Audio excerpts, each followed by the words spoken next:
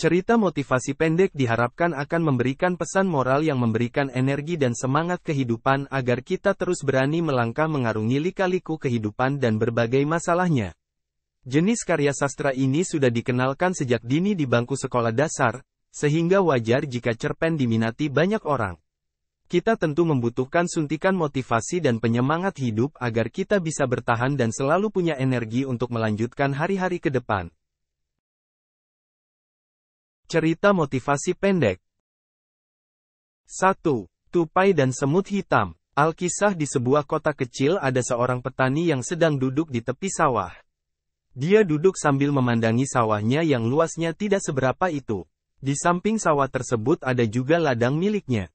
Di ladang tersebut, ia menanam pohon rambutan, pohon sirsak dan mangga.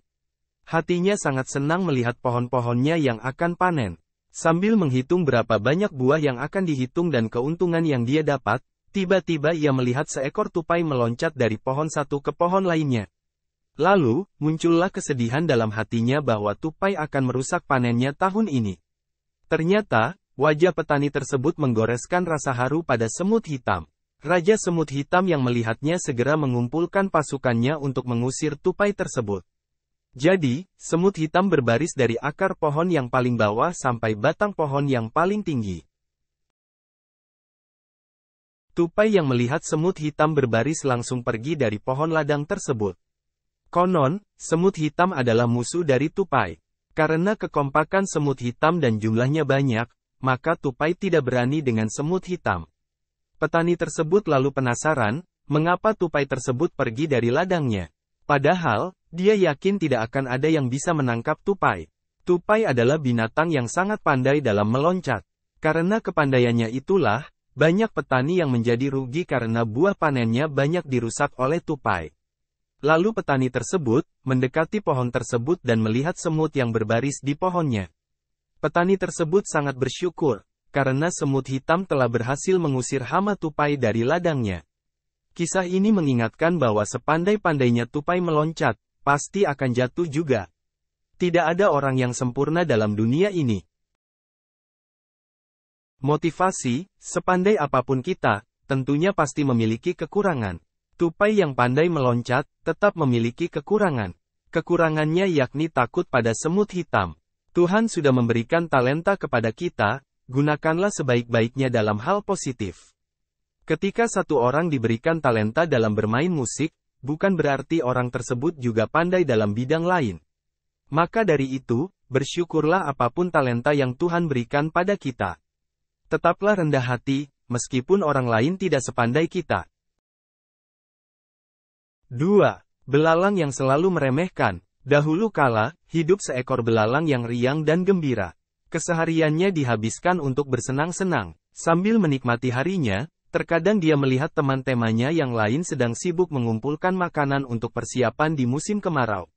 Salah seekor semut menyapanya, "Wahai belalang, mengapa engkau tidak mempersiapkan makanan sebagai bekal di musim kemarau nantinya?" Belalang menjawab dengan enteng, "Santai saja, saya tidak terlalu memikirkan itu." Singkat cerita, musim kemarau pun tiba.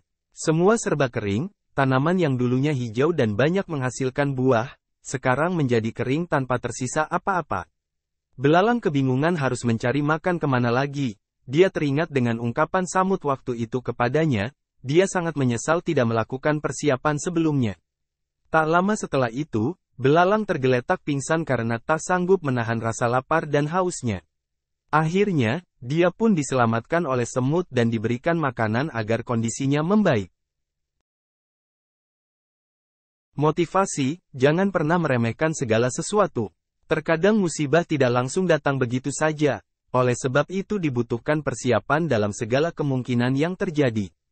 Dengarkan juga nasihat dari teman, terkadang itu baik untuk diri kita. 3. Lubang paku. Ada seorang anak yang memiliki kondisi temperamen yang begitu buruk. Lalu ia diberikan sebungkus paku yang dari ayahnya. Ayahnya berkata jika anak tersebut sedang dalam kondisi marah ia harus memukul paku ke pagar. Hari pertama ia menancapkan paku sebanyak 37. Namun seiring berjalannya waktu paku yang ia tancapkan ke pagar mulai berkurang. Hingga pada suatu waktu ia berhasil tidak menancapkan paku ke pagar. Keberhasilan yang ia lakukan diceritakan kepada ayahnya. Sang ayahnya mulai memberikan perintah kembali untuk mencabut semua paku yang ia tancapkan di pagar sebelumnya. Lalu ketika anak tersebut telah menyelesaikan tugasnya, ia kembali menceritakan kepada ayahnya. Lalu ayahnya mengajaknya keluar untuk melihat pagar tersebut dan berkata, "Bagus nak, kamu sudah menyelesaikan tugasmu dengan baik. Kamu sudah berhasil menguasai rasa amarahmu juga. Tapi bagaimana dengan pagar tersebut, masih tetap ada lubang yang tersisa dari tancapan paku itu?" tanya sang ayah kepada anak. Lalu ayah tersebut mulai memberikan penjelasan singkat dengan berkata, "Lubang paku ini seperti amarah yang kau lontarkan kepada orang lain naik. Mungkin kau berhasil meminta maaf kepadanya dan tak akan mengulanginya. Namun apakah luka yang akan mereka terima bisa dengan cepat sembuh?" ucap ayah tersebut. Motivasi, dari cerita tersebut kita bisa belajar jika ucapan dan tindakan yang didasari oleh rasa amarah hanyalah akan memberikan bekas luka kepada orang lain. Meski mereka memberikan ucapan maaf kepada kita ketika permintaan maaf kita lontarkan. Namun apakah kita bisa menjamin luka yang mereka rasakan dari ucapan atau tindakan yang kita lakukan atas dasar amarah bisa sembuh? Mungkin tidak. Bukan bagaimana cara mereka memberikan ucapan pengampunan kepada kita.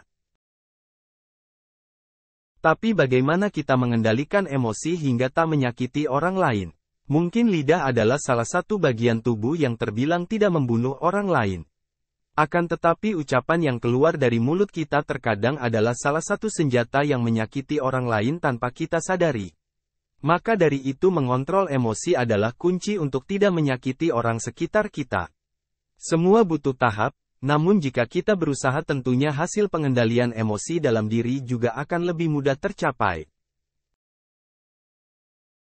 4. Berlatih untuk ujian. Ujian sekolah selalu dipandang menjengkelkan oleh Andin. Ia selalu malas dan cenderung takut jika minggu ujian akan tiba. "Malas banget, ujian itu bikin pusing," keluh Andin pada seorang temannya. Saking malasnya, Andin justru tak bisa belajar karena ia takut tak bisa mengerjakan soal-soal saat ujian. Andin hanya memandang buku-buku latihan soal dan tak mampu untuk berkonsentrasi. Malam berikutnya kejadian serupa dialami Andin. Ia kian tegang karena sulit untuk berkonsentrasi sementara ujian sudah akan datang. Gerak-gerik Andin yang gusar dibaca oleh ibunya. Mulanya sang ibu bertanya kepada Andin, bagaimana persiapannya untuk menghadapi ujian. "Lancar Bu, aku setiap malam belajar," ungkap Andin pada ibunya. Lalu pada malamnya, sang ibu diam-diam berkunjung ke kamar Andin. Di sana Andin terlihat berkeringat dan terlihat serba bingung. Lagi-lagi, Andi sulit belajar karena merasa takut. Esok paginya, ibu Andin kembali bertanya, tapi pertanyaannya berbeda. "Semalam belajar apa, Andin?" Andin bingung karena ia sama sekali tak bisa menyerap apa yang dipelajari semalam. "Matematika," jawab Andin singkat. Tahu jika anaknya kesulitan, ibu Andin lalu memberikan masukan. "Andin, tak masalah jika kamu takut menghadapi ujian, tak masalah juga bila hasilnya kurang bagus. Namun yang pasti, belajarlah dengan hati gembira dan jangan simpan rasa takut. Sebab seburuk apapun hasil ujian yang penting kita sudah berusaha." Andin kemudian melihat ibunya dan kemudian menangis. Ia lalu berkata pada ibunya, jika sudah seminggu ini tidak bisa belajar karena takut.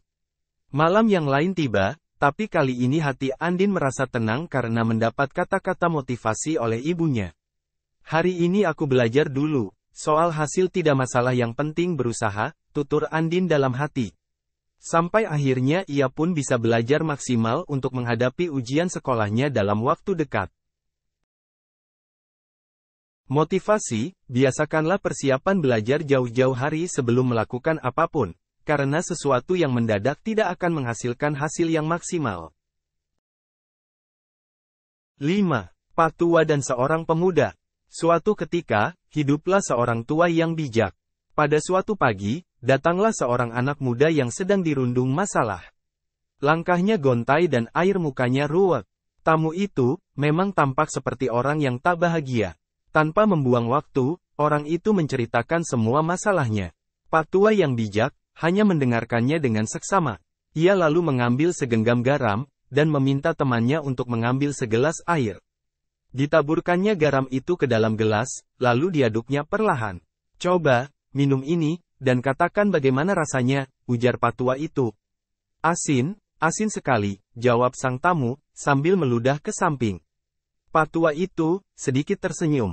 Ia, lalu mengajak tamunya ini, untuk berjalan ke tepi telaga di dalam hutan dekat tempat tinggalnya. Kedua orang itu berjalan berdampingan, dan akhirnya sampailah mereka ke tepi telaga yang tenang itu. Patua itu, lalu kembali menaburkan segenggam garam, ke alam telaga itu. Dengan sepotong kayu, dibuatnya gelombang dengan mengaduk-aduk dan tercipta riak air, mengusik ketenangan telaga itu. Coba, ambil air dari telaga ini, dan minumlah. Saat tamu itu selesai mereguk air, Patua berkata lagi, bagaimana rasanya? Segar, sahut tamunya. Apakah kamu merasakan garam di dalam air itu? Tanya Patua lagi. Tidak, jawab si anak muda. Dengan bijak, Patua itu menepuk-nepuk punggung si anak muda. Ia lalu mengajaknya duduk berhadapan, bersimpuh di samping telaga itu. Anak muda, dengarlah. Pahitnya kehidupan, adalah layaknya segenggam garam, tak lebih dan tak kurang. Jumlah dan rasa pahit itu adalah sama dan memang akan tetap sama. Tapi, kepahitan yang kita rasakan, akan sangat tergantung dari wadah yang kita miliki. Kepahitan itu, akan didasarkan dari perasaan tempat kita meletakkan segalanya. Itu semua akan tergantung hati kita. Jadi, saat kamu merasakan kepahitan dan kegagalan dalam hidup, hanya ada satu hal yang bisa kamu lakukan. Lapangkanlah dadamu menerima semuanya. Luaskanlah hatimu untuk menampung semua kepahitan itu. Patua itu kembali memberikan nasihat. Hatimu adalah wadah itu. Kalbumu adalah tempat kamu menampung segalanya. Jadi, jangan jadikan hatimu itu seperti gelas, buatlah laksana telaga yang mampu meredam setiap kepahitan itu dan merubahnya menjadi kesegaran dan kebahagiaan. Motivasi, lapangkanlah hati dalam setiap kehidupan yang dijalani. Masalah yang muncul dan berbagai rintangan merupakan hal yang lumrah. Sebagai umat manusia, kita wajib mencari solusi dari setiap masalah yang terjadi dan jangan pernah putus asa. 6. Lompatan belalang. Seekor belalang telah lama terkurung dalam sebuah kotak. Suatu hari ia berhasil keluar dari kotak yang mengurungnya tersebut. Dengan gembira ia melompat-lompat menikmati kebebasannya. Di perjalanan ia bertemu dengan seekor belalang lain. Namun ia keheranan kenapa belalang itu bisa melompat lebih tinggi dan lebih jauh darinya. Dengan penasaran ia menghampiri belalang itu, dan bertanya, mengapa kau bisa melompat lebih tinggi dan lebih jauh? Padahal kita tidak jauh berbeda dari usia ataupun bentuk tubuh. Belalang itu pun menjawabnya, di manakah kau selama ini tinggal? Karena semua belalang yang hidup di alam bebas pasti bisa melakukan seperti yang aku lakukan. Saat itu si belalang baru tersadar bahwa selama ini kotak itulah yang selama ini membuat lompatannya tidak sejauh dan setinggi belalang lain yang hidup di alam bebas. Kadang-kadang kita sebagai manusia tanpa sadar pernah juga mengalami hal yang sama dengan belalang. Lingkungan yang buruk, hinaan, trauma masa lalu, kegagalan yang beruntun, perkataan teman, atau pendapat tetangga, seolah membuat kita terkurung dalam kotak semu yang membatasi semua kelebihan kita.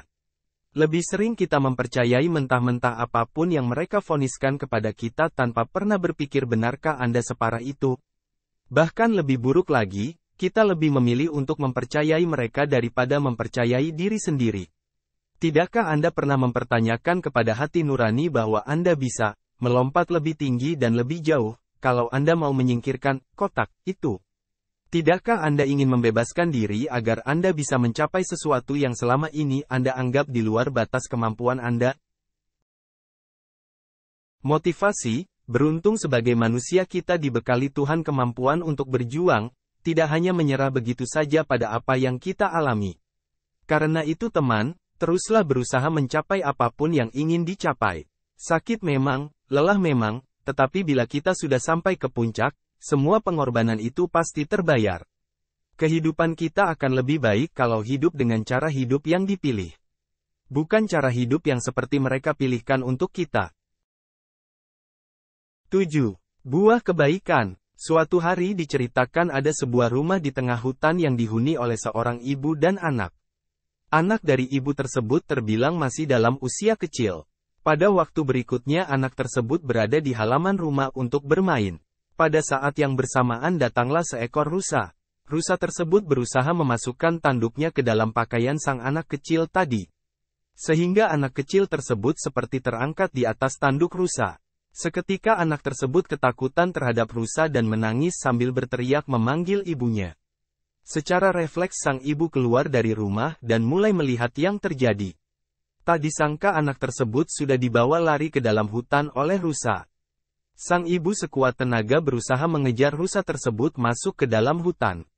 Namun sampai di dalam hutan, anak kecil yang dibawa rusa tersebut sudah berada di area rerumputan luas dan bermain seperti biasanya.